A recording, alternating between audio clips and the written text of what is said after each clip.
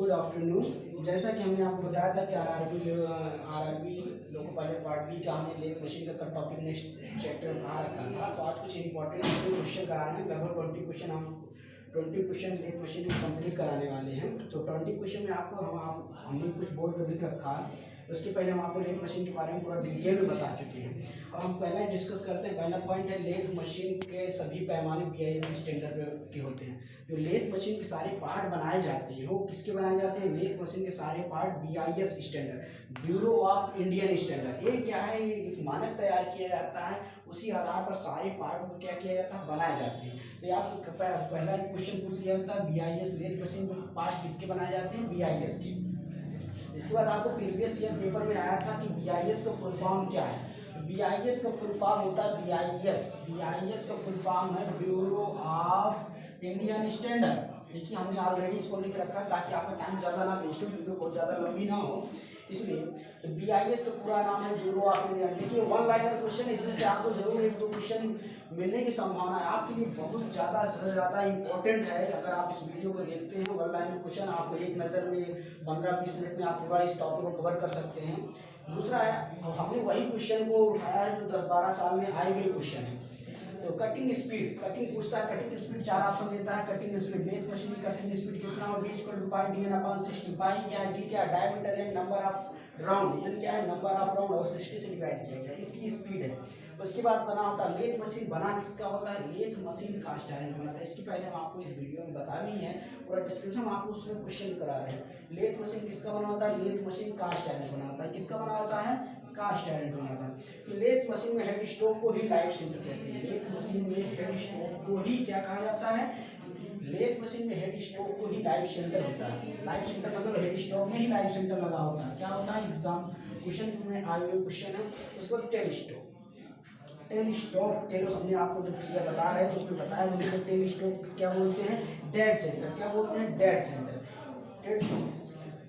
Tell stock को ही क्या बोलते हैं? डेड सेंटर बोलते हैं। उसके बाद आता है टेल स्टॉक द्वारा ड्रिलिंग तथा रिमिंग किया जाता है। हाँ, टेल स्टॉक द्वारा जो आपका स्टॉक होता है इसी द्वारा क्या वो ऑपरेशन हमने कहा ड्रिलिंग और rhyming rhyming operation tell stock में ही किए जाते हैं। एक क्वेश्चन आया हुआ क्वेश्चन है कि टेल स्टॉक में ड्रिलिंग तथा रिमिंग किया जाता है।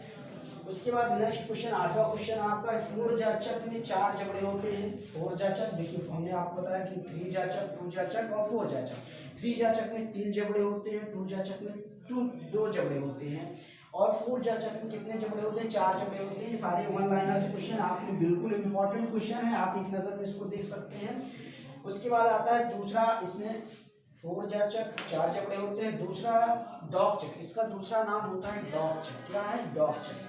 इसको हम जब इसका पूरी थ्योरी बता रहे उसमें भी हमने आपको बताया था। तो ये इसको क्या बोलते हैं? दूसरा नाम है इसका डॉग चक। इसके बाद आता है कास्ट किसका बना होता है? ये भी कास्ट आयरन का ही बना होता है। आप जनरली अगर लेथ मशीन में पूछता है किसका बना होता है तो लेथ मशीन भी कास्ट आयरन की बनी होती है।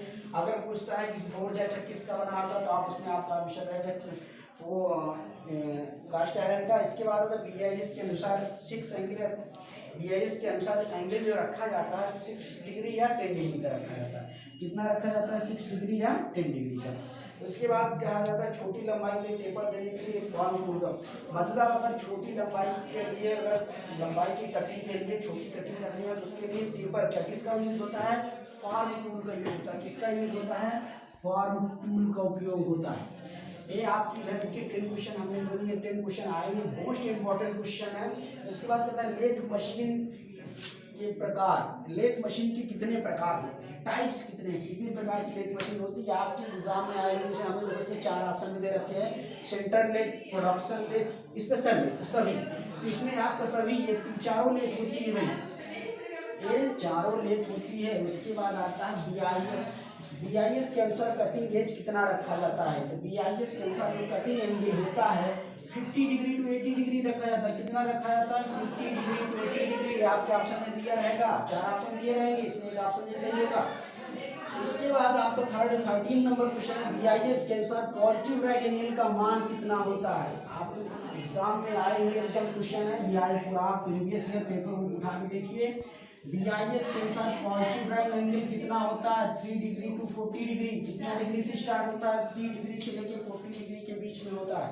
उसके बाद चौथा क्वेश्चन है आपका 14 क्वेश्चन है, टूल का कटिंग एज मुख्य एंगल कटिंग एंगल होता है। उसमें कह रहा है टूल का जो कटिंग एंगल होता है वो कौन सा एंगल होता है, तो कटिंग मुख्य एंगल, तो कटिंग एंगल ही मुख्य एंगल होता है लेथ मशीन में।